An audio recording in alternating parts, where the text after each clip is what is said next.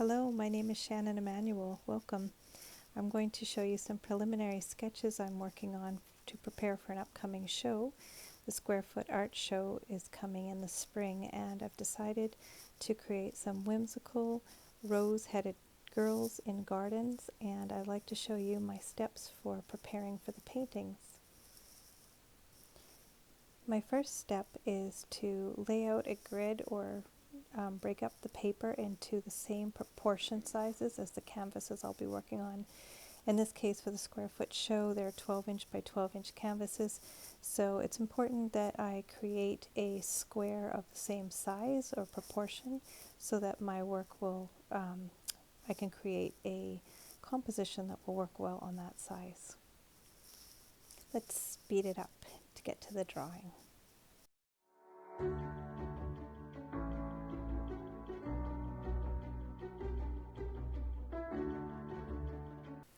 My first step is to lightly sketch in some rough landscapes. I get my ideas from imagery that draws my attention, either looking at art or photographs. Pinterest is a wonderful place to gain inspiration, keep some boards for specific collections, and pin all the images that attract my eye and attention. So that's something I would start, weeks or months in advance, meditating on the type of images that I feel like creating into pieces of work that are coming up. If you're looking for inspiration that is similar to mine, I actually do post inspiration boards on my Pinterest at Shannon E Artist on Pinterest. And along with my original work, you'll find boards with animals and flower inspiration and gardens.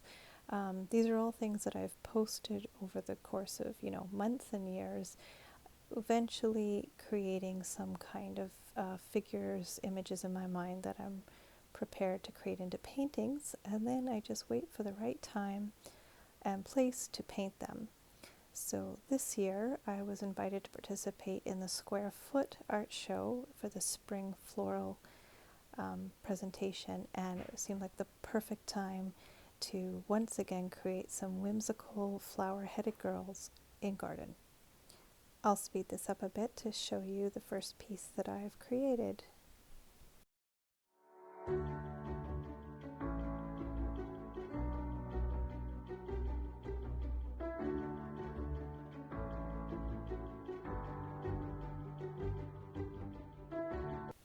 So this one was inspired similarly to the first little one. I threw down some trees and then I had a different idea.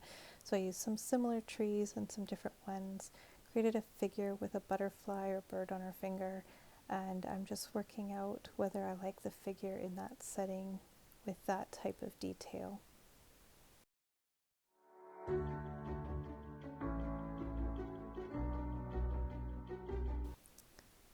In this next one, which I started at the very beginning, I had a quick idea of the scenery, and so I popped in the kind of Italian style trees. I'm thinking of something simpler, so I want to have a mixture of some more detailed gardens and some more serene, quiet landscapes.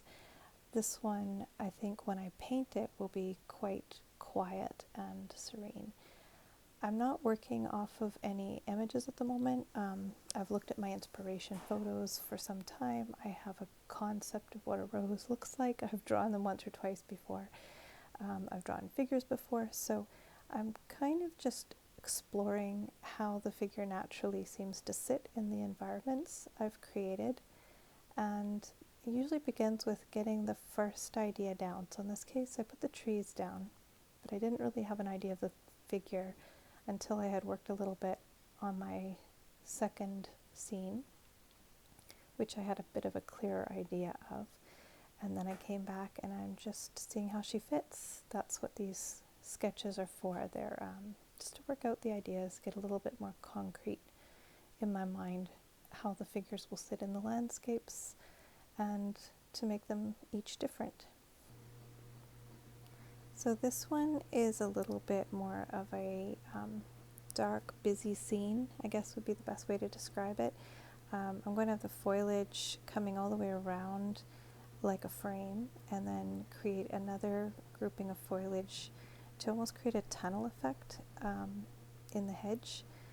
So I want this one to be a little bit more whimsical. I'm going to add a chandelier hanging in the bushes, and I generally have an idea to have some of them fairly quiet and mute, and some of them a little bit darker with lights and a little bit more color. So I've seen these books that were created with cut paper, and each page reveals another pattern behind it, and that's where this inspiration came from. It's like a tunnel in a book with each page laced with foliage in a very interesting way. That's something I came across on Pinterest, and so I'm incorporating that concept into the artwork. I'm now trying to figure out, what will the figure be doing with her hands? Where will she be placed? I don't think these things out necessarily right away, but I have a general concept, and like I said, I start with the concept that's strong and continue fiddling with the image until I stumble upon something that works. This next one is also based on some beautiful Pinterest inspiration photos, wedding photos, backyard outdoor event photos with chandeliers and lights hanging in the trees.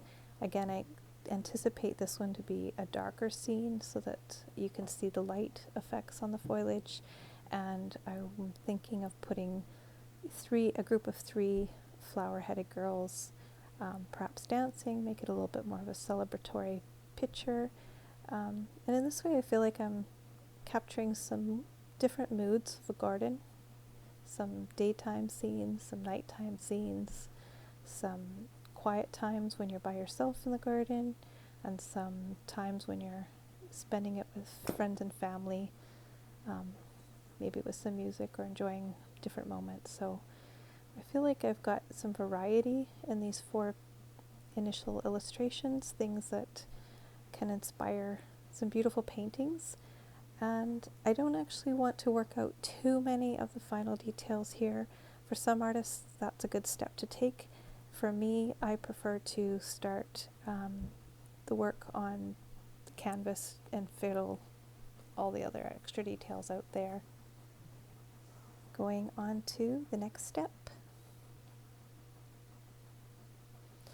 So in this particular case, I don't always do this, but I want to have more of a feel for how much dark and light will be in each image.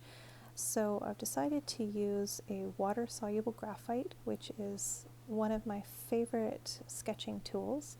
So the difference with graphite and water-soluble graphite is pencil won't run with water, generally speaking, not to any significant degree.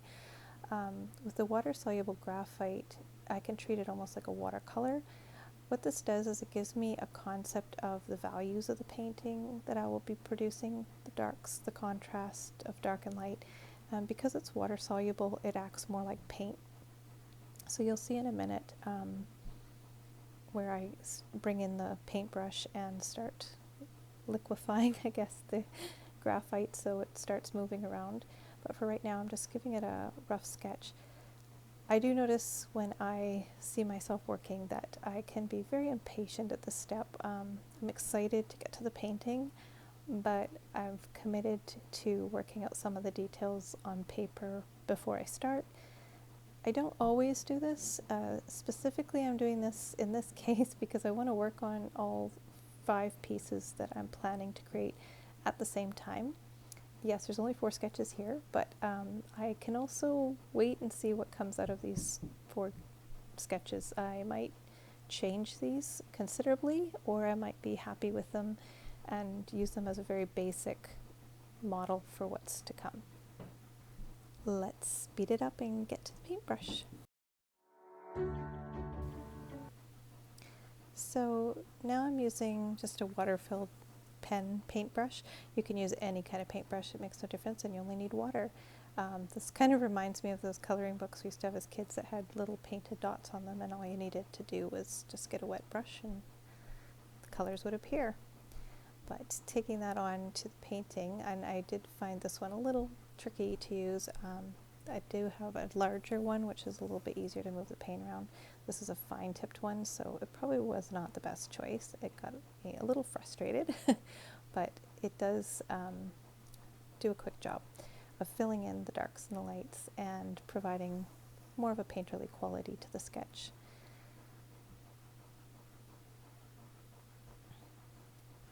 So I'm trying to quickly rough in darks and lights, and I will show you how that goes at the end.